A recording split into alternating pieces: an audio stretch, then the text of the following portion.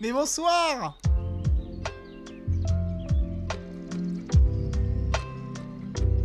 Ah. On est de retour.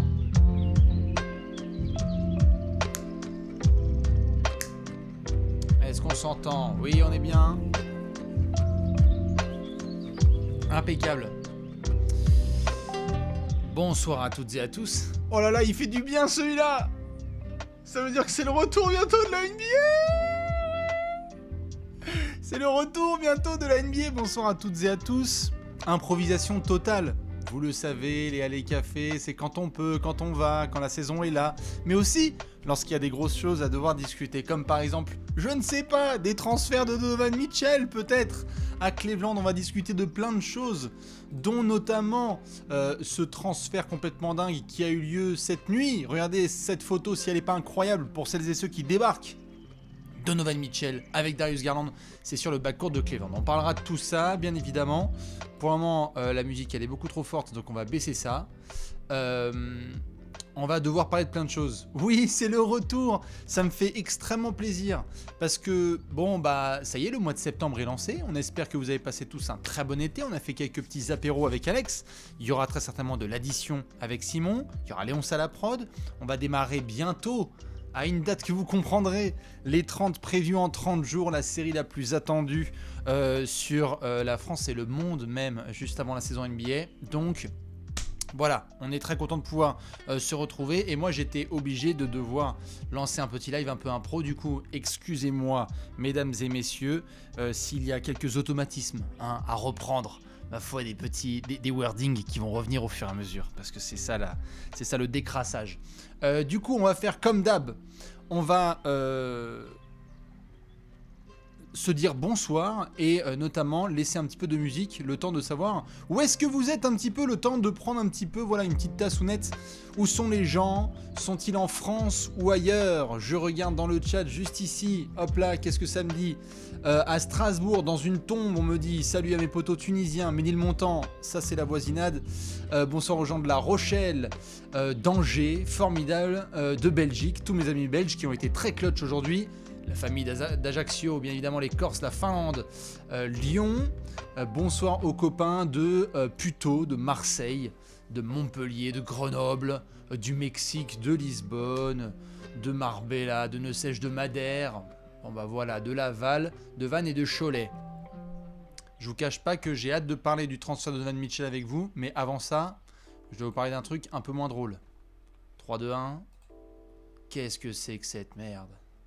Oh nom de Dieu! Qu'est-ce qu'on vient de regarder? Là, je vais prendre juste quelques minutes. Est-ce qu'on peut parler de ce match là? Les gars! Ah non, franchement. Premier match ouverture de l'Euro Basket 2022. C'était aujourd'hui le premier match ouverture de la compétition. On a vu quelques beaux matchs. L'Espagne a déroulé, la Turquie s'est fait peur et a gagné. Les Belges ont été clutch. On a vu une Slovénie, je pense que vous avez été nombreux à regarder, hein, la Slovénie de Luka face à la Lituanie faire le travail. Une petite frayeur. On a vu Jonas Valanciunas faire le boulot avec Kuzminskas, mais les Slovènes s'en sont sortis au finish avec un très gros Goran Dragic. Et puis après, on avait le main event. Oh, à Cologne, en Allemagne, retrait de maillot de Dirk Nowitzki, numéro 14 au plafond. Nous, la possibilité de poser une clim était là, elle était extraordinaire. La possibilité de se prendre une mixtape de Dennis Schroeder également. Pourquoi? Je suis désolé, c'était vraiment absolument horrible. Donc, défaite de la France, 76-63 pour ce premier match de l'Eurobasket. Je rappelle qu'il y a 5 matchs à jouer dans le premier tour et que, comme nous l'avons dit dans l'apéro spécial prévu Eurobasket avec Alex, eh bien nous avons 4 équipes qualifiées par groupe de 6. Il faudra très vite se reprendre. Qu'est-ce qu'on a eu? Eh bien on a eu une atrocité offensive. Hormis le quatrième quart-temps où vous voyez la France met 20 points, ça commence avec un 13-17. Il y a eu un petit 18-21. Il y a eu un 12-19. En gros, c'est simple. L'Allemagne a géré ce match, ces 3 premiers quart-temps, avant de se laisser un peu avoir au rebond sur le quatrième. Mais on n'y était pas. On n'y était pas et donc forcément je voulais prendre quelques minutes pour en discuter avec vous, histoire de sortir les choses, prendre votre avis aussi, parce qu'on sait que vous êtes nombreux et nombreuses à avoir regardé ce match en direct. Bon, est-ce qu'on peut être d'accord quand même que le meilleur joueur de l'équipe de France ce soir, c'est Guerchen Yabusele? On peut être d'accord là-dessus, quand même, avant de partir dans toutes les choses. Oui, on est d'accord quand même. Je vois que certains me disent oui. Oui, vraiment. Je vais montrer les stats, évidemment, du Big Bear, qui était énorme. Hein. Je crois que c'est un de ses records, si ce n'est son record, avec le maillot français. 18 points à 7 sur 14 au tir. Il a été à 2 sur 5 à 3 points. Il y avait de la grosse défense à certains moments. Il y avait de l'énergie à ne plus quoi savoir en faire. Guerchen a été impeccable. Et c'était peut-être une des seules grandes satisfactions de l'équipe de France cette nuit. Parce que, hormis Guerchen Yabusele, oh peu cher. Oh putain que c'était dur. On a vraiment galéré, on avait vraiment des difficultés. En attaque, ça a été un sujet qui a été beaucoup discuté. Je vois que certains me parlent pourquoi est-ce qu'on ne devrait pas donner la balle davantage à l'intérieur. C'est vrai que sur les extérieurs ce soir, aïe. On avait une petite surprise, si je dis pas de bêtises, à l'opening. Attendez, c'est pas ça que je veux mettre. C'est quoi? C'est ça. Voilà. On avait une petite surprise à l'opening puisqu'on attendait le 5 majeur de Vincent Collet. Alors on s'attendait certes à Guerchen Yabusele, Evan Fournier et Rudy Gobert dans le 5 majeur. Mais on a eu une tentative avec Andrew Albici et Eli Okobo. Pour notamment quelques raisons offensives. C'est-à-dire que l'idée, c'était quand même d'ajouter ça, parce que les profils, comme on avait discuté d'un Eli Okobo par rapport à un Thomas Hurtel, il y a un peu plus de potentiel attaque. Le problème, c'est que très vite, la France n'a pas assuré offensivement, et donc on s'est retrouvé les pieds dans la boue. C'était trop compliqué. Et donc sur la feuille de stats, eh bien, vous regardez, quand vous avez Eli Okobo à 0 sur 4 au tir, que vous avez ensuite Thomas Hurtel à 2 sur 6, que vous avez Evan à 2 sur 10, dont 0 sur 6 à 3 points, que Théo Malédon est à 1 sur 5 et que Andrew Albici sur ses 10 minutes de retour de blessure, il n'a pas pris un shoot, c'est trop dur. C'est beaucoup trop dur. Certes, Rudy Gobert finit à 11 points, à 4 sur 6, mais dans l'impact réel, c'était trop dur. Il a d'ailleurs pris 2 fautes assez rapides dans le match qui l'ont fait sortir de son rythme. On a eu d'autres garçons qui ont essayé de trouver le rythme, mais c'était pas assez. Voilà, Timothée Luwawu-Cabarrot, 100% au tir. Voilà, 5 points en 18 minutes. Pourquoi pas? Mais c'est vraiment Guerchen Yabusele qui sort du lot. Et hormis ça, la galère, quoi. La galère au niveau des stats, si je regarde un petit peu, 20 sur 52 au tir, ça fait que 38%. On a 17 ballons perdus pour seulement 14 passes décisives. Donc forcément, lorsque vous avez des totaux pareils, vous allez nulle part. Surtout pas dans une salle allemande qui était donc remplie pour son équipe. Donc ça jouait à domicile pour Dennis Schroeder et compagnie.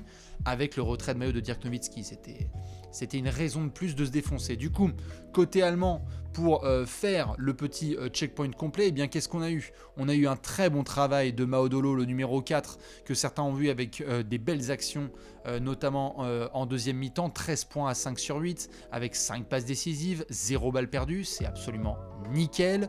On a eu Voigtman qui a mis ses 6 points, Franz Wagner qui a mis ses 8 points et montré toutes ses belles qualités athlétiques qu'on retrouvera à Orlando la saison prochaine. 8 points de Daniel Theis qui essayait d'écarter un peu Rudy en prenant 4 tirs à 3 points. Heureusement, il n'en a mis qu'un seul. Dennis Schroeder, la chanson, 11 points, on pouvait s'y attendre, tout en agressivité. Et les 14 points de Johannes Thiemann.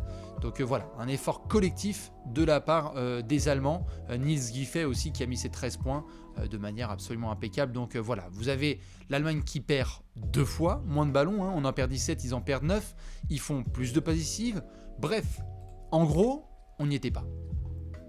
On n'y était pas. Et avant de parler de ce transfert de Donovan Mitchell, je voulais avoir un petit peu votre ressenti parce que, c'est qu'un premier match. C'est le premier match de la compétition. Et par le passé, on a déjà des compétitions où l'équipe de France a mal démarré et a très bien fini. Et on a aussi des compétitions où l'équipe de France a très bien démarré et a mal continué. Où ça fait un excellent premier tour et puis en 8e, bam.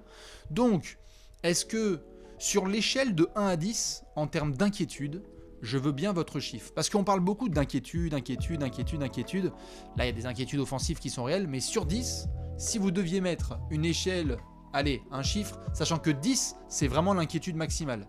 Et si vous n'êtes pas trop inquiet et que c'est juste un premier match, vous êtes plutôt vers la note 1 ou 2. Il y en a qui mettent 9,99. Il y en a qui mettent 11. J'ai du 9, j'ai du 6. J'ai du 4. Il y a un peu de tout, mais on se situe quand même entre 7 et 9. Alors on a ressenti évidemment les absences de Nando De Colo, de Nicolas Batum, aussi quelque part de Franck Ntilikina. On a eu vraiment le sentiment qu'il manquait de la création, des options, un petit peu de calme aussi. C'est-à-dire là en termes de leadership, quand ça commence à prendre feu un petit peu côté allemand, avoir les bons mots. Il y avait le sentiment sur ce match qu'il manquait des cadres. Je pense que ça s'est bien ressenti.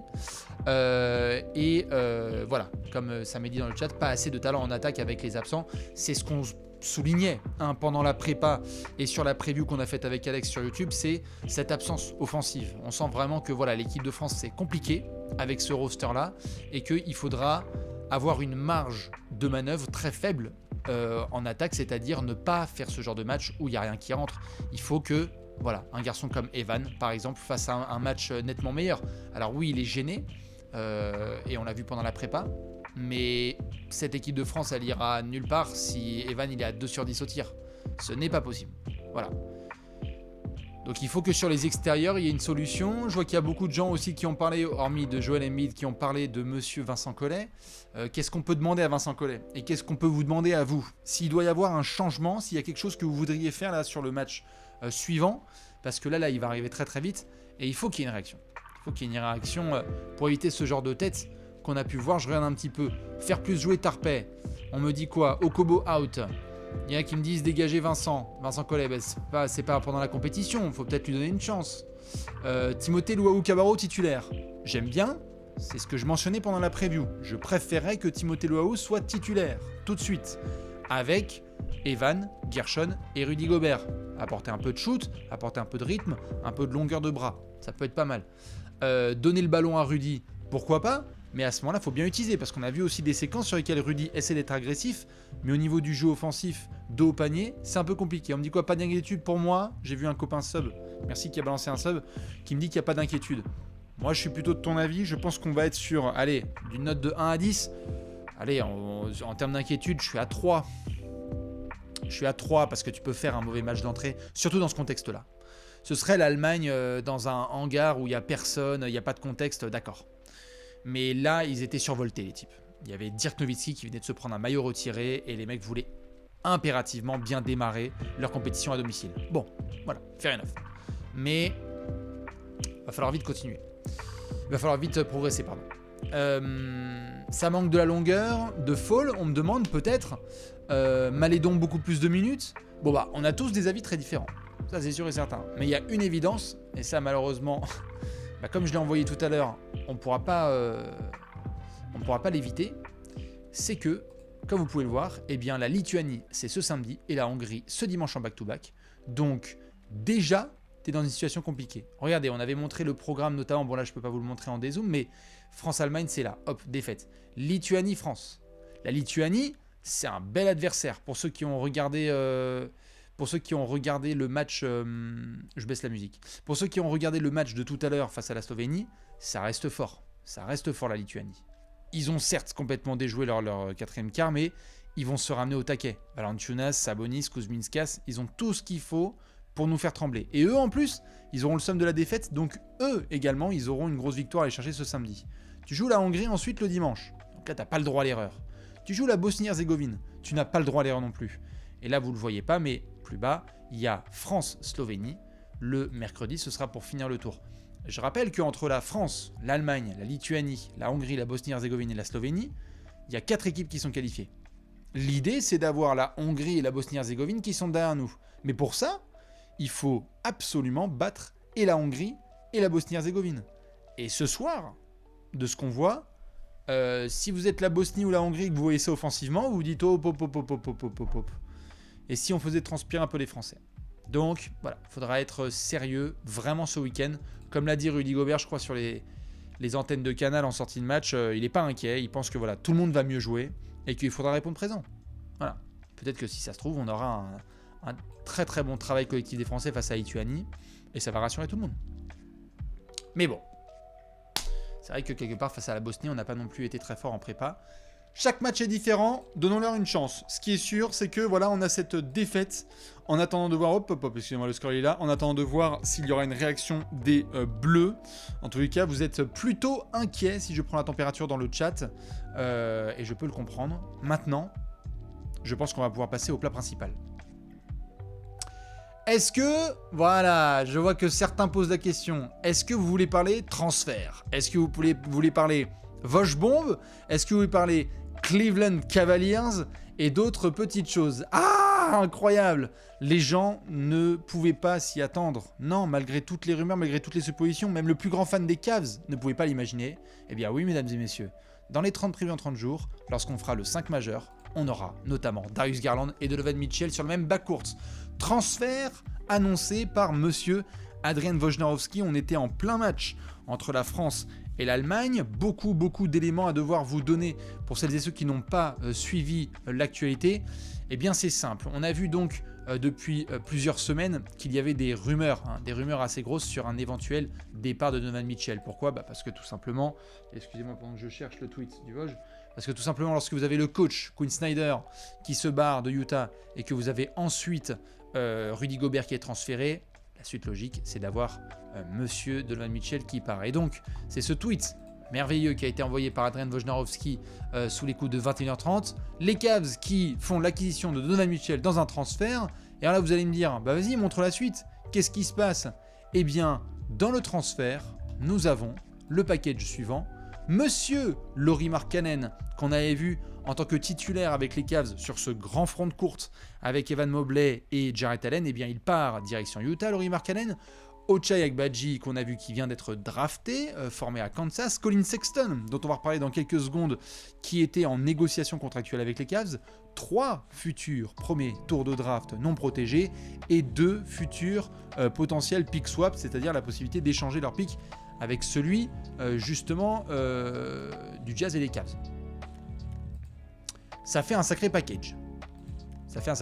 Et d'ailleurs je vous montre, j'en profite pour vous montrer la réaction et de Darius Garland et de monsieur Donovan Mitchell. Ils ont envoyé leur petit tweet protocolaire. Donovan Mitchell, point d'exclamation!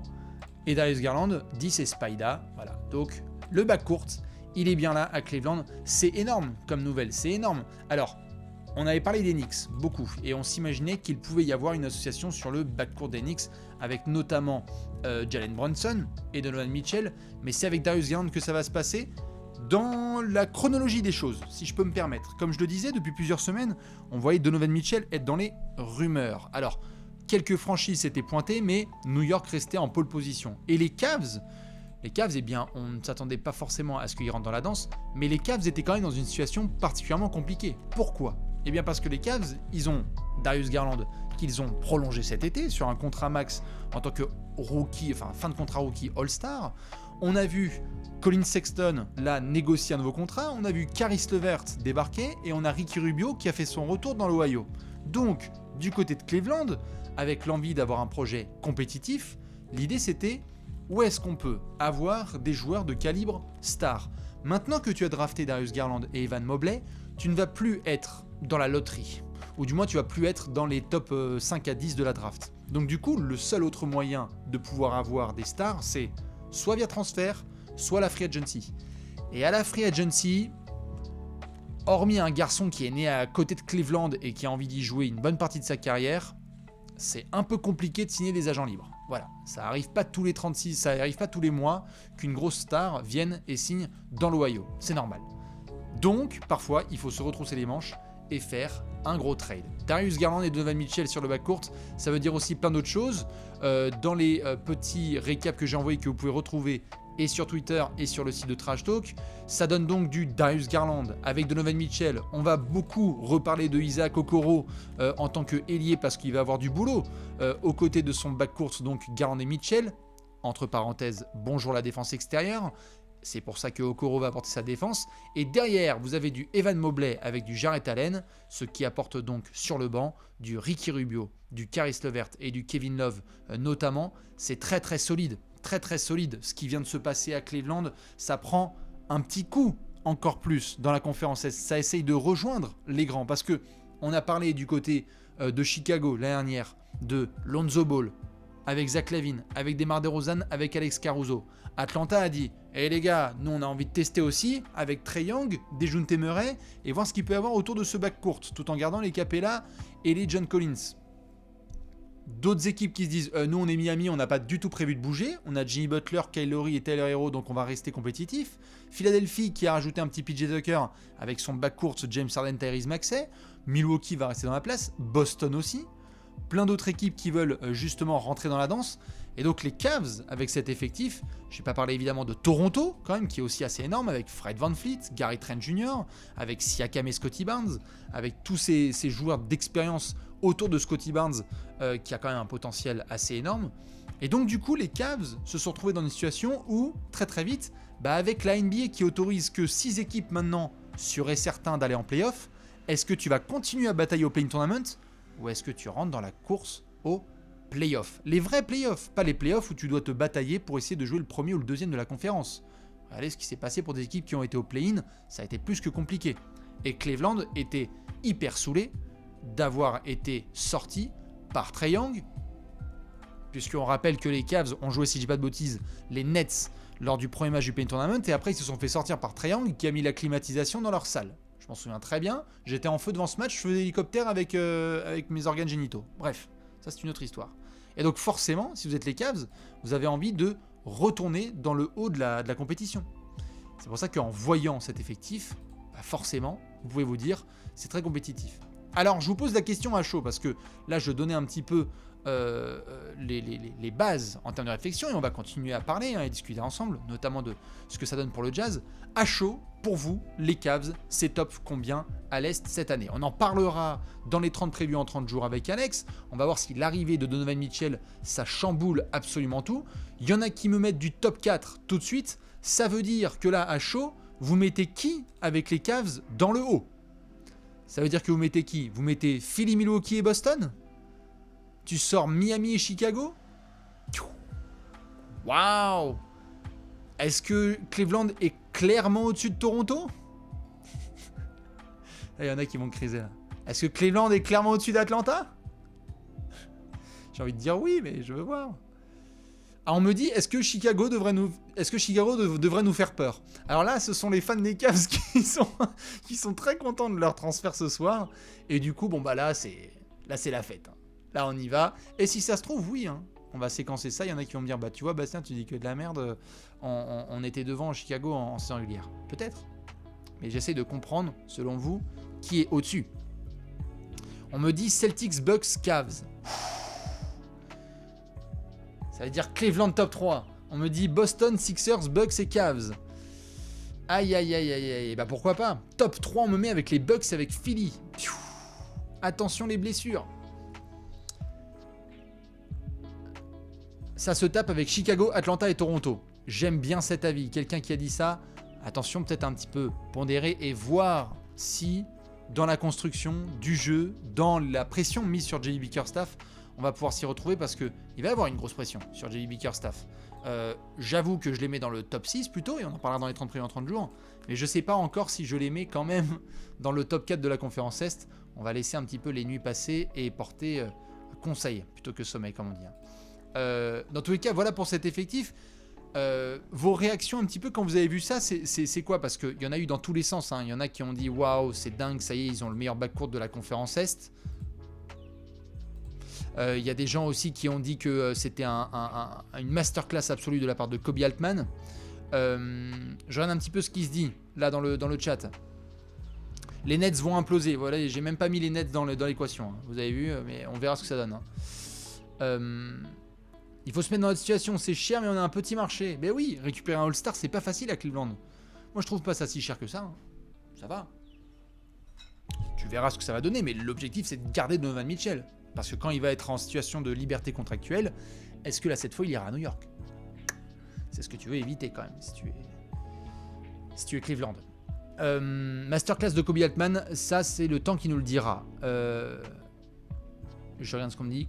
Cavs clairement gagnants, c'est sûr qu'ils sont clairement gagnants avec ce qu'ils ont réalisé. Maintenant, ça veut aussi dire, comme je le disais, que les Knicks étaient sur Donovan Mitchell, que les Cavs continuent sur leur projet récent en ajoutant Donovan à leur base excitante, et ça veut dire aussi, ça mesdames et messieurs, c'est que cette image, elle est désormais ancienne. C'est old school ça.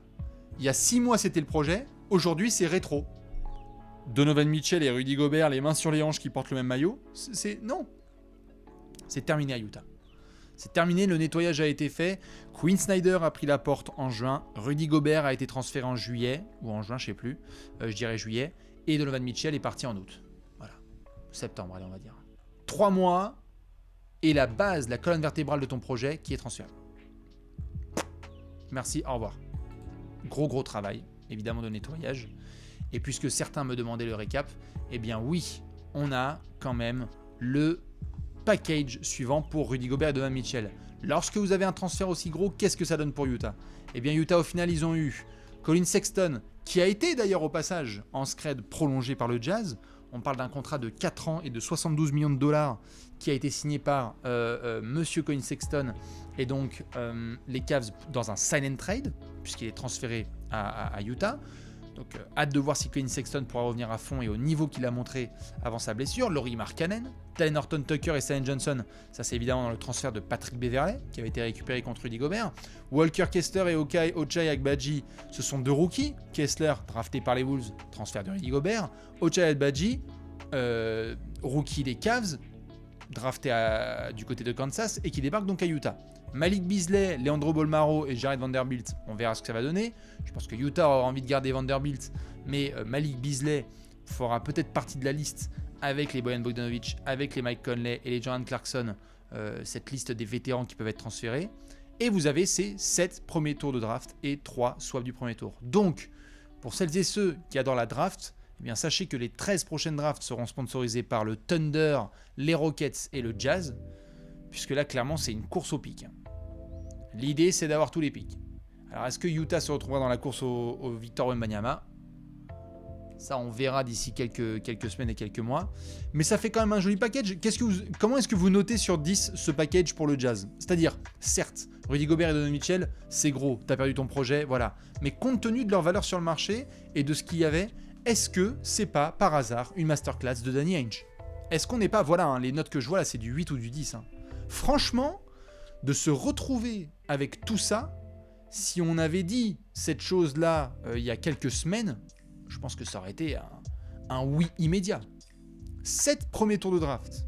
Il y a du non protégé, hein, je ne l'ai pas mis. 3 swaps. Un petit Colin Sexton sous contrat. Lauri Markkanen, à voir. Horton Tucker, à développer. Le petit rookie Agbaji avec Kessler, à développer. Et ensuite, tu verras avec Vanderbilt. C'est pas mal. C'est pas mal. Et maintenant, je suis obligé de poser la question, parce qu'on a regardé un match de l'équipe de France, est-ce qu'il y a des fans de Utah dans le chat? Parce que si c'est le cas, vous savez très bien les 3 lettres qu'il faut mettre dans le chat. Je vous laisse les mettre. Voilà. Malheureusement, pour nos chers fans du Jazz, c'est RIP, hein, malheureusement. Eh ben voilà, désolé. Désolé pour vous, hein. Ah bah là, ça va être la course dégueulasse. Attention, soyons d'accord. Jordan Clarkson, Bojan Bogdanovic et Malik Beasley sont dans un bateau. Ils ont tous les shoots. Pendant 82 matchs. Là, le temps qu'il y a un transfert. Mais t'as Jordan Clarkson qui est le leader offensif de ta franchise. Prépare-toi. Hein. Les Lakers, ils sont passés par là, ils ont mis du temps avant de s'en remettre. Et il y a des fans qui sont encore sous prescription médicale. Non, c'est chaud. C'est chaud. Honnêtement, c'est assez chaud. D'avoir ce genre d'attaque, c'est compliqué. Mais donc voilà, c'est de l'histoire ancienne. Qu'est-ce qu'on retiendra de Rudy Gobert et Donovan Mitchell? On retiendra qu'ils ont eu quand même une première place dans la conférence Ouest. On retiendra que sans les blessures, on pourra toujours refaire l'histoire. Qu'ils menaient 3-1 dans la bulle contre Denver et qu'ensuite ils se sont fait remonter le 3-1 lead. Qu'on a eu quand même quelques belles connexions entre eux. Qu'on a eu l'affaire Covid. Qu'on a eu quand même un plafond qui a été explosé par rapport aux attentes qui avaient lieu autour. Hein. Je rappelle que quand même Donovan Mitchell, il explosait sa saison rookie alors que les clés, elles étaient attendues dans les mains de Gordon Hayward et ou de Rodney Hood. Donc c'est quand même pas mal. C'est le top 1, voilà, à l'ouest. Le Jazz, sur la saison, ils sont numéro 1, ils sont énormes. Et ils n'ont pas tenu la pression. Voilà. Quelques petites surprises ou pas. Très bonne question que je vois dans le chat. Ça retire pas le maillot de Rudy et Donovan à Utah, si? Est-ce que vous retirez un des 2 maillots à Utah? Je me demande... Écoutez, honnêtement, et je ne fais pas le chauvin, je me demande si Rudy n'a pas son maillot retiré à Utah.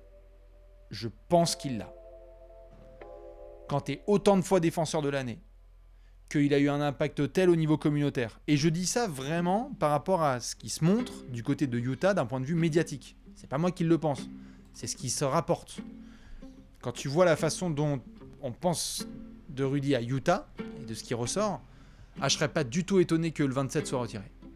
Avec des trophées individuels comme il y en a eu. Je pense que Rudy a plus représenté que Donovan Mitchell les années 2010. Je pense. Voilà. Rudy, il était là quand il y avait Gordon Hayward. Hein. Il était là de partout. Hein.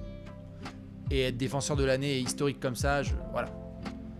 C'est-à-dire qu'aujourd'hui, en l'état, je sais que ça en énerve certains, hein, mais aujourd'hui, en l'état, Rudy, il est en train de cocher des cases de futur Hall of Famer, potentiellement. Donc, si tu retires pas un potentiel Hall of Famer de ta franchise, il faudra voir. Donovan Mitchell, il y a du très très gros coup de chaud en playoff. Et c'est ça qui va être intéressant à Cleveland. Mais je pense que du coup, si tu retires Rudy, tu ne retires pas Donovan. Oh le bordel. Je sens que ça le fera marrer ça, Donovan Mitchell. Quoi? Comment ça? Mais les mecs! Bon, enfin bref, c'est le débat qu'on pourra entretenir d'ici quelques années lorsqu'il y aura eu peut-être des choses avec les Wolves, avec Rudy Gobert, s'il sera Hall of Fame, pour rejoindre un éventuel et très attendu monsieur Tony Parker dans le Hall of Fame de Springfield. Voilà un petit peu pour cette hype qui est absolument énorme autour des Cavs. Je vous remets l'effectif quand même parce que il va falloir construire autour de tout ça. Ça veut dire que Darius Garland et Donovan Mitchell vont s'éclater sur le backcourt. La très bonne nouvelle, c'est au niveau de la création. On avait vu que pour monsieur Darius Garland, oh là là, il fallait de l'aide. Il fallait de l'aide. Il s'est fait cibler plus d'une fois sur la deuxième partie de saison. Et vu qu'il n'avait pas assez de soutien, eh bien les Cavs étaient hyper prévisibles en attaque. Là, on est dans un autre type de récréation. C'est-à-dire que là, vous avez Caris LeVert en sortie de banc. Caris LeVert. On a Ricky Rubio aussi en sortie de banc. Et vous avez Darius Garland avec Donovan Mitchell à la création. L'un comme l'autre peuvent être des spot-up shooters. C'est-à-dire que quand on parle par exemple de Dejounte Murray et Trae Young, c'est difficile de demander à Dejounte Murray de rester dans un corner et de faire du catch and shoot. Autant Donovan Mitchell que Darius Garland peuvent créer pour eux, créer pour les autres et rentrer leur tir en catch and shoot. Ils sont excellents à ça. Maintenant, il y a deux côtés du terrain. Et ça, je sais que ça saoule les fans des Cavs, mais très clairement, là, il va falloir des exploits de la part du front de court. Et c'est justement ce que représente monsieur Evan Mobley. Il y a la paire Evan Mobley et Jarrett Allen. Ils sont jeunes, ils sont sous contrat. C'est le turfu et ils ont des stats défensives ensemble qui sont complètement zinzin. Donc quelque part, tu as ce qu'il te faut pour rattraper les bourdes évidentes et probables de ta ligne extérieure. Il faudra aussi compter sur Isaac Okoro, qui est quand même un top 10 pick de draft et qui doit montrer nettement plus que ce qu'il a montré sur son début de carrière. Très très bien, évidemment, en défense, très très bien pour postériser tout le monde. Mais alors au shoot, il va y avoir, sûr et certain, des équipes qui vont dire Isaac Okoro est sur le terrain, laissez-le ouvert et venez doubler. Venez doubler sur Jarrett Allen, venez doubler sur Darius Garland, venez doubler sur Donovan Mitchell, venez doubler sur Evan Mobley, etc., etc. Ça c'est sûr. Donc oui, Okoro est censé être bon défensivement. Oui, Okoro est censé être bon défensivement. Et il est bon défensivement. Isaac Okoro. Ou alors nous ne parlons pas du même joueur, mais Isaac Okoro est assez bon défensivement. C'est en attaque qu'il y a un petit peu plus de complications. Et non seulement les pourcentages le disent, donc que ce soit en stat simple ou en stat avancé. Merci Augustin pour les subs. Merci mon chou. Mais c'est vraiment sur cet aspect défensif qu'il faudra voir. Parce que on a vu ce que Jarrett Allen pouvait avoir comme cap à passer lorsqu'il a un bon créateur avec lui. Et là, on a vu Darius Garland le nourrir. On a vu d'autres garçons bien le nourrir. Et donc, que ce soit Jarrett Allen dans les airs ou Evan Mobley, je pense que là, les deux, ils vont encore plus en profiter. C'est-à-dire que là, vous devez choisir comment vous allez vous faire battre. Si vous allez sous les lignes extérieures, il y a Evan Mobley qui va vous avoir. Soit dans les airs, soit avec des petits shoots. Si vous allez jouer plutôt sur le secteur intérieur, il faudra vivre avec le fait que catch and shoot, Donovan Mitchell et Darius Garland peuvent vous sanctionner. Et ça, c'est quand même assez énorme. C'est quand même assez énorme. Mais il faudra aussi s'assurer que tout le monde est content offensivement. Parce que là, Donovan Mitchell et Darius Garland, ça va demander beaucoup de ballons. Et donc ça veut dire que tu ne dois pas faire de Jarrett Allen et Evan Mobley. J'essaie de trouver une paire similaire. C'est pas Tadeusz Young et Jakob Poeltl. Hein. Ils doivent pas avoir à eux deux 12 tirs cumulés par match. Hein. Pas avec leur longueur de bras et avec leur talent. C'est pas possible. Donc il faudra surveiller ça aussi et ça va mettre de la pression sur JB Bickerstaff qui a très bien répondu à la pression dernière en faisant une excellente saison en devant s'ajuster. Donc le groupe est bon. Mais c'est vrai que là ça va créer quelques soucis. Et il faudra que tout de même, Garland et Mitchell fassent des efforts en défense parce qu'il y a ce potentiel qui est énorme. C'est-à-dire que si vous avez Jarrett Allen, Evan Mobley et Isaac Okoro sur vos lignes intérieures en défense, donc forwards, un tout petit peu d'effort et de manches retroussées par Garland Mitchell et vous avez les ingrédients d'une défense extraordinaire à l'Est. Et c'est là que tu peux rejoindre l'élite. L'élite. Donc voilà, on va voir. Ce qui est sûr, c'est que maintenant, il y a de la profondeur parce que tu as enlevé, certes, Colin Sexton, Lauri Markkanen et Ochai Agbaji, mais tu as quand même Monsieur Caris LeVert avec Ricky Rubio et avec Kevin Love. Donc ça, c'est très très bien. Il y aura aussi des petits ajustements, des Dean Wade et d'autres garçons qui pourront, des Dylan Windler qui pourront évidemment venir en aide et apporter du punch. Mais il y aura beaucoup de pression sur Donovan Mitchell parce que là, il va dans une équipe à l'Est où on dit clairement, bon bah tu leur fais passer un cap et il va falloir que les Cavs passent un cap. C'est-à-dire que cette équipe ne peut pas, selon moi, se retrouver derrière... Tu te retrouves derrière Boston, Philly, Milwaukee. Ok. Est-ce que tu te retrouves sûr et certain derrière Hawks, Bulls et Heat? Ça veut dire que tu seras encore au play-in tournament? Si les Cavs ils sont encore au play-in tournament l'année prochaine, attention. Ils auront le temps, ils sont jeunes. Mais attention aussi, il y aura de la pression sur Jay Bickerstaff, c'est sûr et certain. Et en effet, il y en a qui parlent des Nets. Et si les Nets ils restent solides, faudra faire les Nets aussi. Non mais il y en a qui les mettent, voilà, je vois qu'il y en a qui les mettent parce qu'on les oublie un peu trop les Nets, si ça se trouve, ils sont, vu l'intersaison de Sean Marks, les mecs ils se retrouvent, et oui avec Desi on tranche des arbres, je sais, mais il y a quand même encore Kevin Durant et Kyrie Irving, d'accord, donc ça peut jouer quelques matchs tout à fait sympathiques, mais l'Est, attention, il y a quelqu'un qui va sauter. C'est-à-dire que vous pouvez pas avoir, par exemple Atlanta ça peut sauter, hein. Chicago ça peut faire prout, hein. Miami si ça se trouve, t'as encore une saison de Kyle Lowry où ça va pas. Mais bon, t'as Eric Spoelstra quand même, qui nous a fait numéro 1 de l'Est alors qu'il y a eu des blessures dans tous les sens. Donc c'est quoi? C'est Philly. On me dit salut, est-ce qu'il y a un échange que je ne connais pas? 3 fois rien, ce soir, le calme plat. Hein, on a juste Donovan Mitchell qui a été transféré à Cleveland. Voilà. Mais du coup, ouais, faudra peut-être surveiller. Voilà, certains disent Toronto. Bon bah Toronto, attendez, vous savez quoi? Je vais vous mettre... Tu vas voir standings. Standings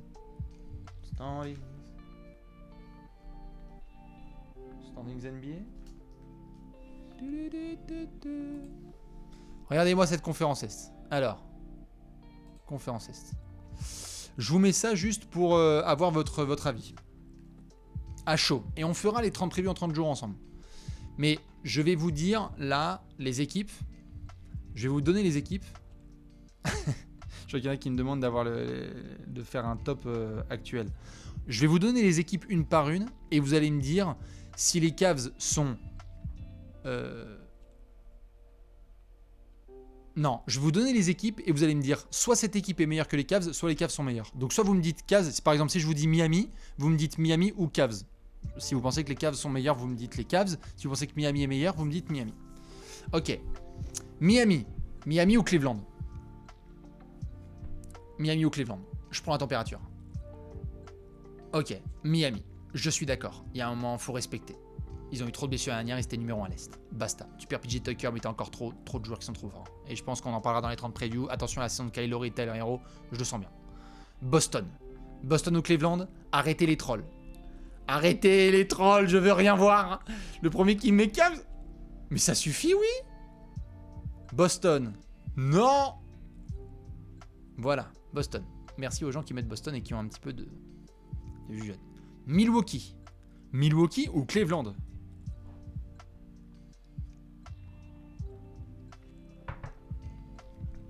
Milwaukee, nous sommes d'accord. Moi, je veux voir à partir du moment où dans le chat, ça va commencer à être un peu différent. Milwaukee, on est d'accord, les Bucks. Sixers ou Cavs? Je rappelle que les Sixers, ils ont gardé Harden, Maxey, ils ont rajouté PJ Tucker et ils ont toujours Doc Rivers. Cavs ou Sixers? Wow. Ça commence à se... Wouh, ça commence un peu... Damn, ça commence un peu à s'équilibrer là. Allez, les Sixers, ça reste devant quand même. Voilà, Sixers, mais pas en playoff. Ah, quand même, Sixers, c'est dur. Les Sixers, ils ont Les Sixers, ils ont 51 victoires l'année dernière et ils ont rajouté PJ Tucker et D'Anthony Elton. Quand même. Certes, tu perds Danny Green et tout, mais doucement. Doucement. À voir avec les blessures. Cavs ou Raptors? Alors là, attention les fans de Toronto. Cavs ou Raptors? Avec le transfert qu'il vient d'avoir cette nuit. Ah, je crois qu'on est d'accord. À voir l'année 2 de Scottie Barnes, qui à mon avis va être très très très bonne. Mais Cavs ou Raptors? À voir. C'était tendu il y a quelques jours. Là avec Donovan Mitchell. Cavs ou Raptors? On fera... j'ai trop hâte de faire les 30 previews, hein, franchement. Parce que je pense que je pourrais mettre encore Toronto devant Cleveland. Nick Nurse Power, let's go. Bulls ou Cavs? Bulls ou Cavs? Est-ce que vous mettez les Cavs ou les Bulls devant? Ouh, il y a beaucoup de gens qui disent les Cavs. Ok.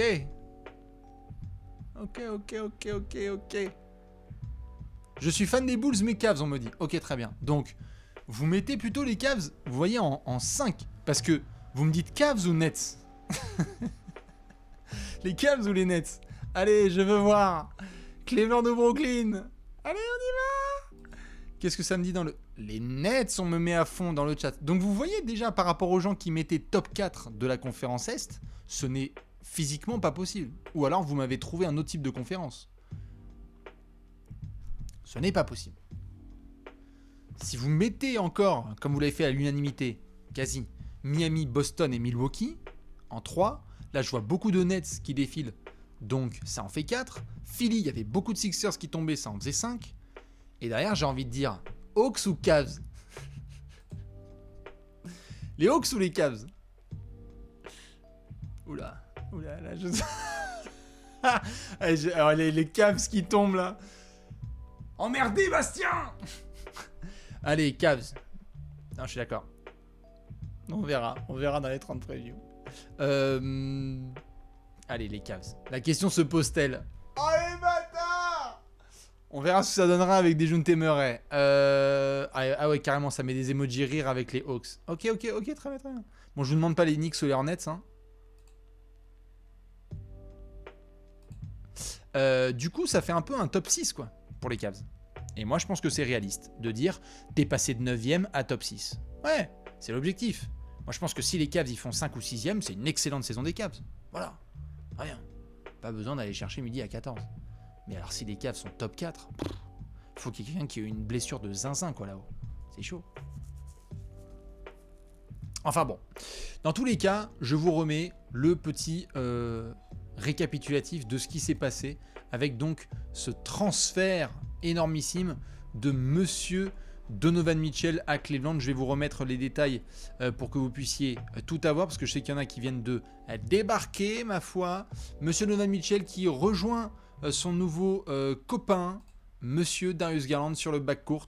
Et donc, en échange, les Cavs ont envoyé Lauri Markkanen, Colin Sexton, qui a donc prolongé à Utah, Ochai Agbaji, drafté il y a quelques semaines. 3 futurs premiers tours de draft non protégés et 2 potentiels swaps de draft qui iront donc du côté de Danny Ainge à Salt Lake City. Voilà pour ce gros transfert. Ça veut donc aussi dire, mesdames et messieurs, que la conférence Est va être zinzin, parce que vous voyez ce dont on vient de parler, il y a quelqu'un qui va forcément tomber dans le play-in tournament, et je pense qu'on n'est pas prêt pour les équipes qui y seront, hein. Attention, ça va être très très violent, et ça va rendre aussi tous les matchs tôt hyper intéressants, parce que là ça y est, les matchs vous savez qui commencent à 1h du matin, bon bah régalade à tous les étages. Là il y a trop d'équipes hyper compétitives, c'est trop bien, c'est l'éclate, c'est le bonheur.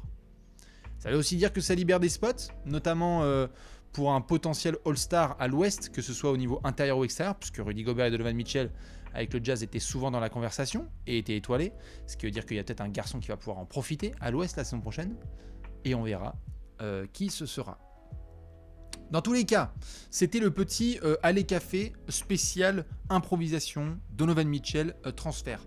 Ce qui va se passer prochainement, c'est quoi? Eh bien c'est simple, ce samedi, vous avez donc un match de l'équipe de France, si je ne dis pas de bêtises, je vais vous le mettre tout de suite sous les yeux, ce sera la Lituanie, il sera normalement à blablabla, le match de la Lituanie, il sera à il sera à 17h45 ce samedi avant le back-to-back à 20h30 contre la Hongrie. Ce qui veut donc dire qu'en sortie de match face à la Lituanie, rendez-vous, même place, même endroit, pas tout à fait la même heure. On sera là vers 20h pour lancer un petit live et voir ce que ça donne. Est-ce qu'on est en panique, en train de faire des petits proutes parce que la France est à 2 matchs, 2 défaites, ou est-ce qu'on est en train de sortir les gros musclores et on est là en train de se dire bon bah ok, cool, la France a réagi et a tapé la Lituanie qui peut commencer à transpirer pour sa qualification au tour suivant.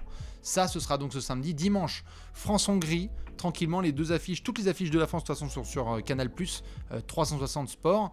On aura donc le match contre la Bosnie-Herzégovine le lundi et le mercredi, France-Slovénie. Je rappelle qu'à partir des huitièmes de finale, vous aurez Alexis Nator sur ce canapé avec son t-shirt mythique, si on se qualifie pour les huitièmes, pour évidemment commenter l'équipe de France et ensuite, on fera les 30 prévus en 30 jours. Du coup, sur ce, je voudrais remercier évidemment celles et ceux qui étaient là. Regardez, 23h50, même le 1er septembre, on est ensemble. Ça fait trop plaisir. Vous étiez plus de 2000 encore. Je préfère aussi vous prévenir, parce qu'on ne l'a pas fait dans d'autres apéros, mais je vous le dis à celles et ceux qui sont là, des très très grandes choses de prévues sur Trash Talk cette saison. On a charbonné tout l'été. Je n'en dirai pas plus, mais vous allez très probablement vous régaler sur toutes nos antennes. Du coup, bisous à toutes et à tous. Merci à ceux qui ont balancé des subs. Merci comme d'hab à Léonce pour la prod. Et on attend l'équipe de France très très sérieusement dans quelques jours. Et on attend bien évidemment les Cavs dans les 30 prix en 30 jours. Je vous fais des bisous. Très bonne soirée à toutes et à tous. Et à bientôt, à samedi sur Twitch. Après le match entre la France et la Lituanie. Des bisous. Ciao.